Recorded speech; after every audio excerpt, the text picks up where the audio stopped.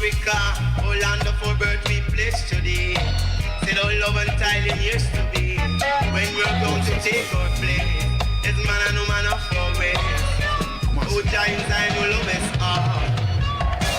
Oh hear thy children when they call, that they may build from age to age. The truth way by the nation live. Give us strength in all we do. Jano, forgiveness of all evil done. And love to all man under the sun. One go to Africa, go eat up Shima. One go to Africa, go eat up Shima. Africa the black man, Africa the black man, youth man can't. Yes, on dit salam alaikum encore une fois à la masse, à tous ceux qui sont connectés sur 48 FM 100.1.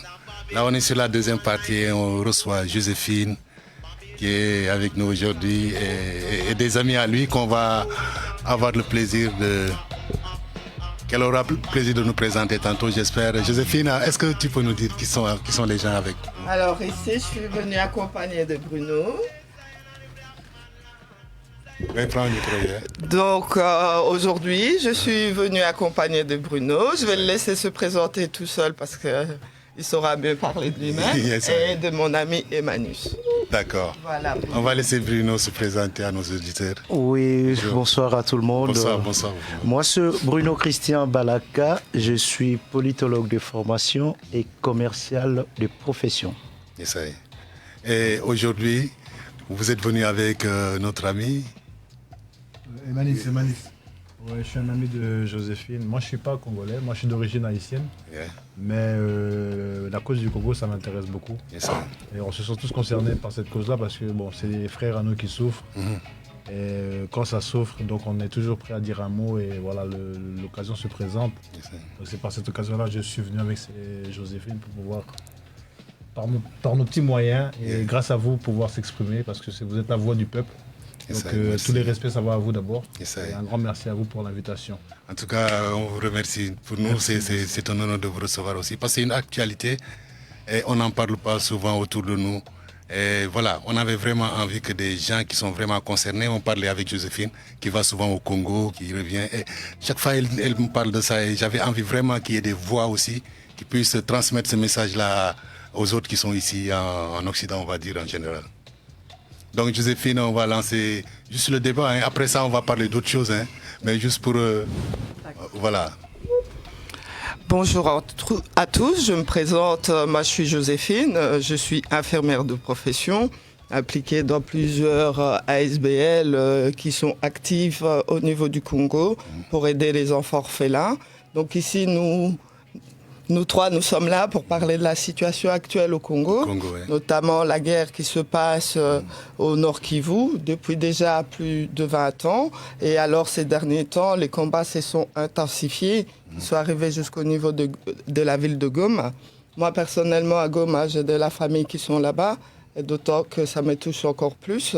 Étant infirmière aussi, ça me touche par rapport au niveau humanitaire, des blessés et l'aide humanitaire qui n'arrive pas ou les humanitaires qui sont obligés aussi de quitter le pays parce que à cause de la sécurité, des kidnappings ou autre chose.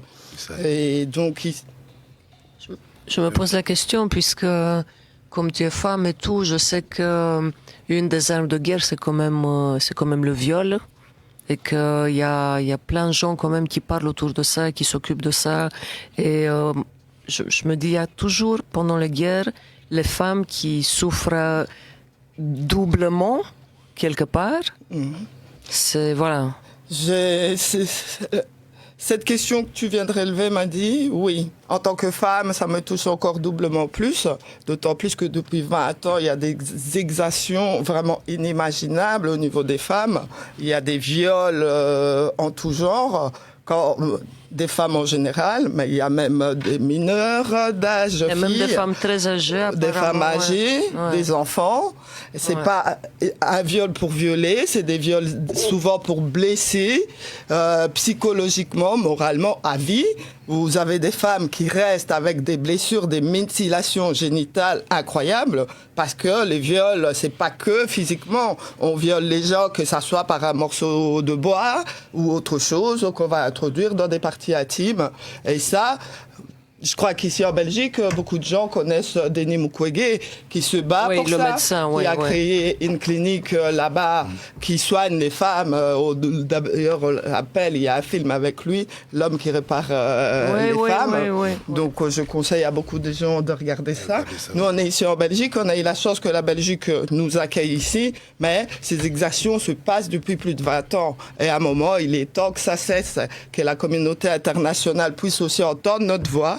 Et aussi, surtout, arrêter la complicité, parce que dans cette guerre, il y a beaucoup de pays qui sont impliqués. Et je pense que Bruno saura mieux en parler et tout. Mais en tant que femme féministe, je me bats pour ça et j'espère que plusieurs ONG, des femmes se sentiront impliquées et vont aider, que ça soit par dons matériels ou par leur voix ou par des manifestations pour que ces exactions cessent envers les femmes au Congo et surtout dans le monde entier.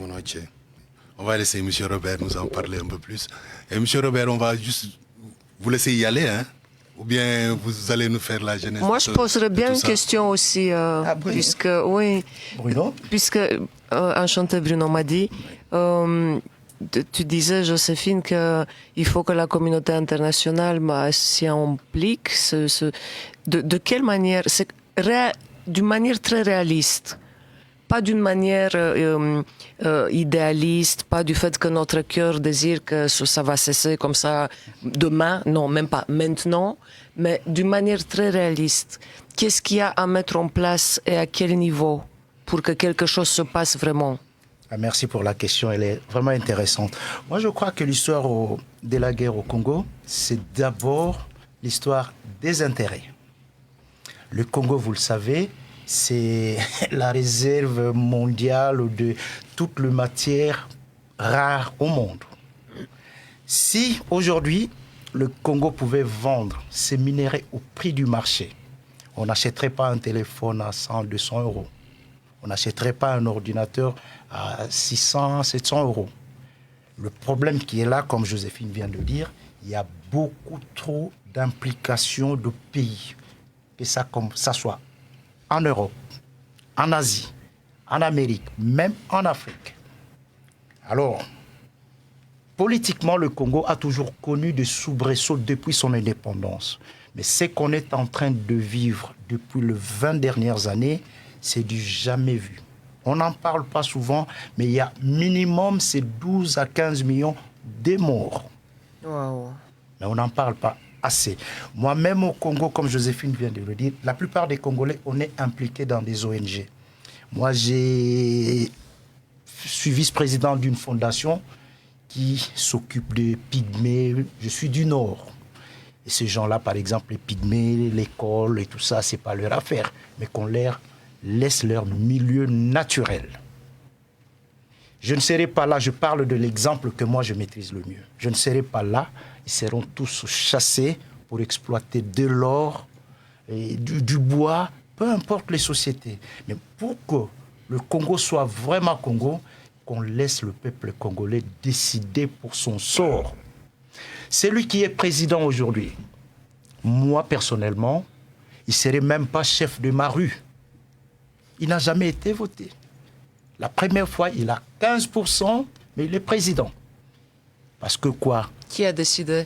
Mais les Occidentaux, c'est lui qui était là, son successeur. Donc le post-colonialisme, le néocolonialisme. Le néocolonialisme. Ouais, c'est ce qui fait que le néocolonialisme impacte la politique du Congo. Parce que Kabila, se sentant menacé, il ne va pas chercher quelqu'un de loyal qui saura mettre sur pied une politique cohérente. Il va chercher l'autre là, Félix, qui avait 15%, celui qui avait gagné les élections, n'a pas été proclamé.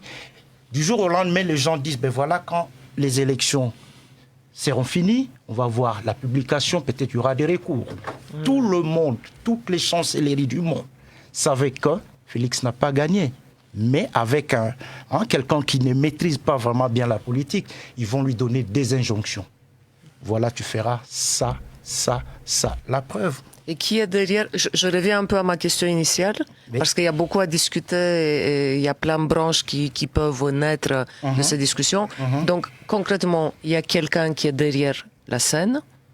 Donc, il y a quelqu'un qui est derrière. C'est sûr, certain. Voilà, il y a quelqu'un qui est. On va pas faire de l'hypocrisie. Voilà. Donc, il y a voilà, la Belgique déjà, Voilà. Et alors, concrètement, nous, comme des gens un peu simples, mais normaux, des gens ordinaires, je veux dire, qu'est-ce qu'on peut mettre en place?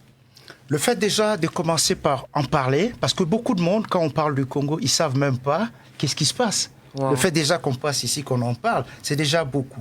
Ouais. Peut-être s'organiser, faire pression d'abord sur nos gouvernements, ici par exemple en Europe.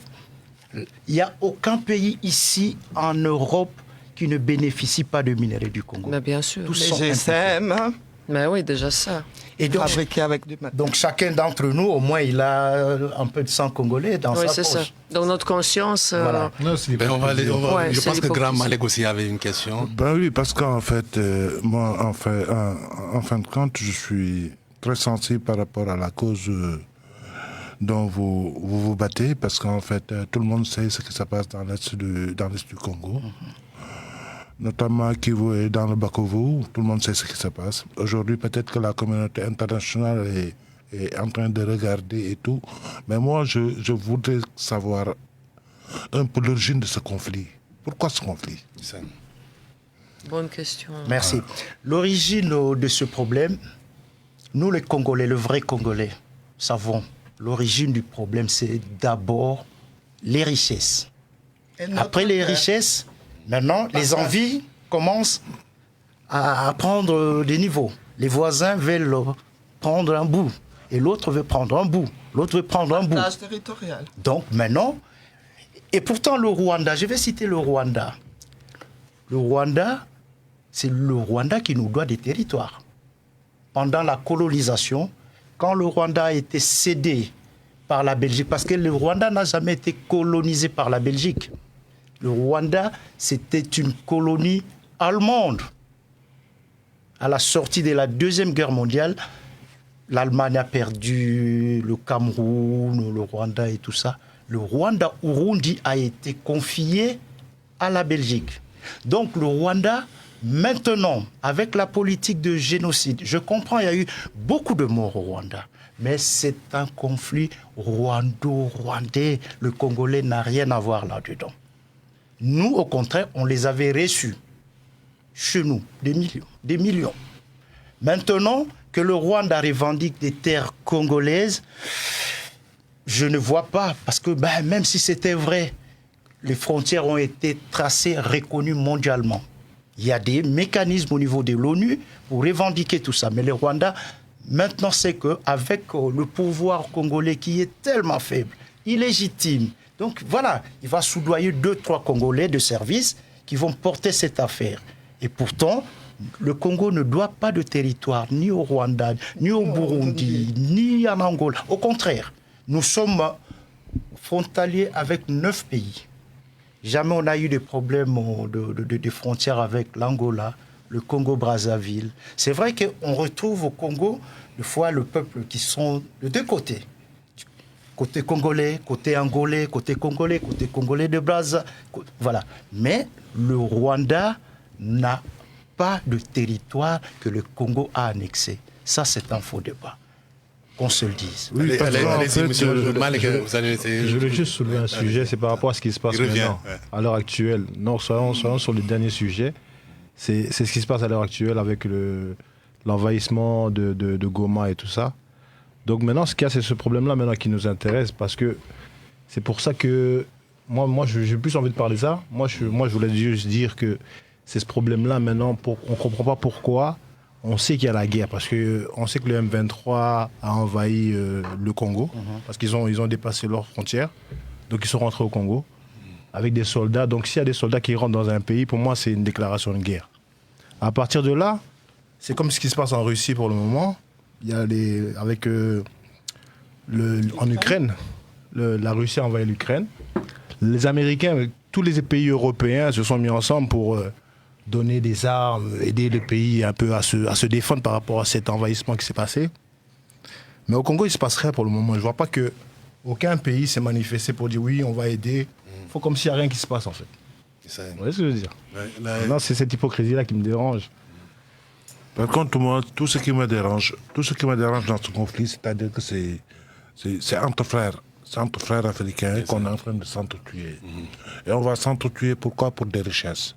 Les richesses, ça appartient à qui? Ça nous appartient, c'est nos richesses à nous.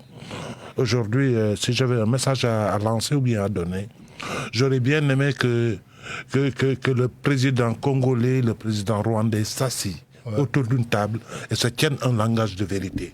Parce qu'en fait, si je comprends bien, c'est né depuis le conflit rwandais, depuis le génocide rwandais. Ce conflit, il est né après le génocide rwandais de 1994. Après ce génocide, bon, il y a le peuple Hutu, les Hutus qui sont au Rwanda, qui sont au Congo, qui sont au Burundi. C'est presque le même peuple. C'est la même chose, c'est le même peuple. C'est le même peuple. Tout ça, c'est lors de conférence de Berlin qu'on a balkanisé l'Afrique. On se partage l'Afrique et autres. Mais aujourd'hui, je pense que le vin est tiré, il faut le boire. Comment on boira ce vin? C'est en se parlant franchement, les yeux dans les yeux, en toute vérité, parce que cette Afrique nous appartient à tous. Rien que la stabilité du Congo, à mon humble avis, rien qu'avec la stabilité du Congo, l'Afrique n'aura plus besoin d'autre chose. Parce que le Congo, c'est le pays où tu trouveras les richesses que tu ne trouves nulle part au monde. Nous savons tous qu'aujourd'hui, les multinationales ont besoin de ces minéraux. Les grandes puissances ont besoin de ces minéraux. Et pour avoir ces minéraux, il faut impérativement que le Congo soit un pays de non-mass-land, un pays qui sera jamais stable, pour qu'il puisse en fait profiter de toutes les richesses du peuple congolais. Grand, tu es allé au fond du problème là. Je pense que tu as touché à quelque chose qu'on va... Parce que là, on est rattrapé un peu avec le temps. Donc, il nous reste quelques 5 minutes avant la fin de l'émission. Donc, on va vous laisser juste nous dire, voilà, comme il a fait tantôt, qu'est-ce qu'il faut faire pour que les choses changent. Voilà. Merci beaucoup. Moi, je crois que, comme j'ai dit tout à l'heure, qu'on laisse les Africains gérer leurs problèmes seuls. On est assez intelligents, assez majeurs.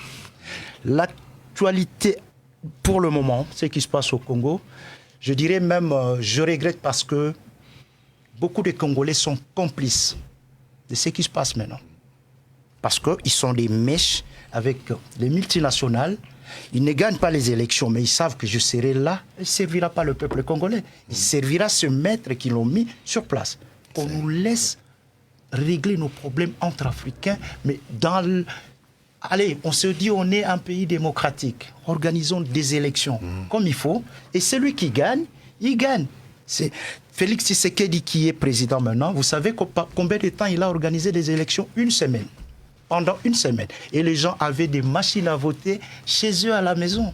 Il n'est pas un président légitime. Il est légal parce qu'il a prêté serment. Mais la légitimité, non. Aujourd'hui, quand vous voyez les militaires qui sont sur le front, mais ça tombe. Je viens déjà d'avoir un texto, comme quoi que, voilà, c'est parti, quoi. Une autre grande ville. Mais en tout cas, le sujet est tellement important et tellement sensible que je pense qu'on va faire, si vous êtes disponible, une autre partie. Il n'y a pas de Vraiment, ce serait avec grand plaisir et un grand honneur de pouvoir parler de ce sujet-là actuellement ici. Merci beaucoup. En tout cas, on est... Avec Joséphine, on va caler la date pour qu'on revienne et caler vraiment. Merci beaucoup pour la... Joséphine, parce qu'on reçoit aussi une sista qui est là, qui prépare quelque chose. Je ne sais pas si tu peux nous en parler vite fait. Ben voilà, pour finir, on va finir un peu en beauté. Donc ici, voilà. Mais j'aime beaucoup ton t-shirt. Oui, t-shirt Patrice Lumumba, qui a été créé à la commémoration. Merci pour tout ce qu'il a fait pour le Congo. Donc ici, ben voilà, Sista Clara qui est ici. C'est ma petite sœur qui se présente donc à l'élection de Top Woman. Qu'est-ce que c'est l'élection de Top Woman? L'élection de Top Woman, c'est pas simplement une élection de beauté et tout, c'est une élection qui bouscule les dictats des beautés et de la mode. Cette élection, pendant tout l'acheminement, ils ont beaucoup d'ateliers où les personnes font des choses, ils apprennent à s'assumer tels qu'ils sont, avec leur rondeur, avec leur visage naturel, et ils apprennent aussi à s'assumer tels qu'ils sont, à prendre courage, confiance en eux, avoir de la prestance. Donc voilà, moi j'ai soutien à 100%, je suis la première fan de Clara. Donc c'est une aventure qui a commencé déjà depuis un certain temps et qui va se clôturer vers fin mai. Maintenant je laisse Clara parler de tout ça. En tout cas, de tout cœur avec toi Clara. Tu vas gagner. Merci beaucoup. Je vais parce qu'il nous reste en fait quelques 3 minutes avant la fin de l'émission. Donc il y a un événement qui se prépare en fait. Ouais. Et c'est quand l'événement? C'est le 25 mai, Et ça se passe où? près de Mons. Du côté de Mons, le 25 mai. Oui, c'est bien ça. Yes, en tout cas, nous, on va en reparler et on aura peut-être le plaisir de vous recevoir encore pour vraiment étaler sur le sujet, sur la date et tout ça. Il n'y a pas de souci. Hein. Yes, en tout cas, merci d'être passé. Merci à Joséphine de nous avoir amené ces personnes-là. Vraiment conscientes. Ce qu'on aime vraiment, c'est quand c'est conscient, quand ça parle à la jeunesse, aux gens. Parce qu'ici, on est dans un autre monde et sur la bande FM, c'est rare d'entendre certaines réalités qui nous concernent aussi, nous, les populations qui vivons ici, quoi. Et merci pour ça, merci vraiment. Merci également. Merci beaucoup. Et Clara, on va revenir sur la date parce que Madi est sorti et il nous reste quelques 2 minutes avant la fin de l'émission. En tout cas, mon love à tout le monde. On se retrouve vendredi prochain à la même heure. Donc ce sera Hata Dan Lava. Let's go. Merci. Merci.